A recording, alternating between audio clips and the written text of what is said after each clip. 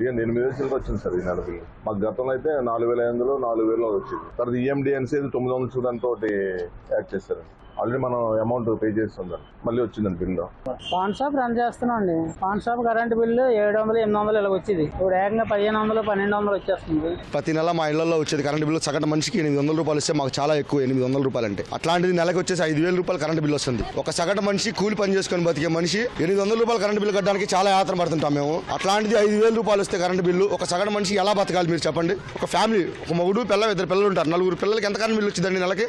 ఈ విధంగా 5,000 రూపాయలు కరెంట్ బిల్లు వస్తే ఏ విధంగా తిని బతకాలి జనాభా? సరే కరెంట్ ఏమైనా ఉంటుందా అంటే పగలపూట కరెంట్ ఉండదు, రేత్రిపూట కరెంట్ ఉండదు. ఆ ఎండ తీవ్రతకి ఏంటి జనాభా ఇంట్లో ఉండాలంటే ఉండలేని పరిస్థితి, బయట తిరగాలంటే తిరగలేని పరిస్థితి. పసిపిల్లలు ఉంటున్నారు ఇంట్లో, పసిపిల్లలు పడుకోవాలంటే నిద్రపోలేని పరిస్థితి. మీ ఉండేది రేగుల షెడ్లు, వచ్చేది మాకు 450 రూపాయలు కరెంట్ బిల్, నెల 1650 రూపాయలు వచ్చింది. మేము ఎలా కడతాం కరెంట్ బిల్లు? పని చేసేవాళ్ళం కరెంట్ వాళ్ళు వచ్చినప్పుడు కరెంట్ ఫీజులు బీకెళ్తున్నారు. ఒక్క రోజు ఆగినా కూడా బీకెళ్ళిపోతున్నారు. ఫోన్ చేసి కడతా ఉన్నా కూడా ఊరుకోట్లా. ముందు కరెంట్ బిల్లు కట్టండి, ఇలా ఫీజు ఇస్తా ఉంటారు. పెత్తందారుల మీద పోరాటం చేస్తామని చెప్పేసి వైఎస్ జగన్మోహన్ రెడ్డి గారు ప్రకటనలు ఇస్తా ఉన్నారు. ఆయన పెత్తందారుల మీద పోరాటం చేస్తా ఉన్నారో, పేద ప్రజల మీద పోరాటం చేస్తా ఉన్నారో అనేది ఒకసారి విద్యుత్ ఛార్జీల బిల్లులు ఈ నెల చూస్తే గానీ మనకు అర్థమవుతా ఉంది.